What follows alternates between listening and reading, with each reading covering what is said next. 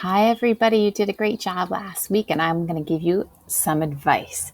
So, in this lesson, we are going to use modals of advice, and I'm going to tell you things that I think are really important. Words and modal verbs that you can use are should and ought to. And they are modal verbs, and we use these to give advice or make a suggestion or share our opinion. They both mean the same thing, and it's a good idea to know both words. So anytime you say should, you could also say ought to. Like you ought to do, you should study for this test. You ought to study for this test, right? You can say it in the negative. You could say you shouldn't eat all the pizza, or you ought not eat all the pizza. We don't usually use the negative of ought. We usually just use shouldn't, and that it would be. You could ask a question. You could say, should I bring something to the party? What should I bring? So should and ought to are the really most important. Should I run home? Should he run quickly? Should they run a marathon? The other one that is great is had better.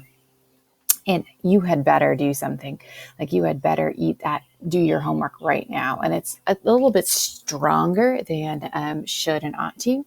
And it's sometimes used as like a warning, like you had better do your homework. Your parents might say, you had better do your homework. You had better call your teacher. Had better we don't use had better when we want to be really polite. You use should or ought to. So teacher, you should say, when should I meet you? Okay. And so I'm going to walk you through now this lesson. So that is the lesson. So you're going to watch a video and you're going to do the flashwords. You're going to take a quiz. I want to read it right now. So what you're going to be reading about, you are going to be reading about what Ben should do. And it's a surprise. Today's Moby's birthday, and every year I try to plan a surprise party for him, and he always guesses. But I said, I called Moby this morning, and I said I was sick and asked for some advice. I told him I had a stomach ache and a fever. So you should read this, and this is all about what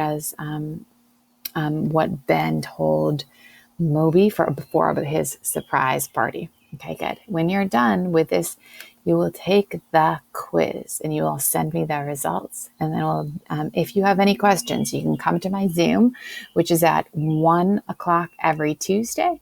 You can also email me questions, or we can set up a time to meet anytime. I hope you're well. And I think you really should enjoy this lesson about a surprise party. Who doesn't love a surprise party? All right, bye-bye.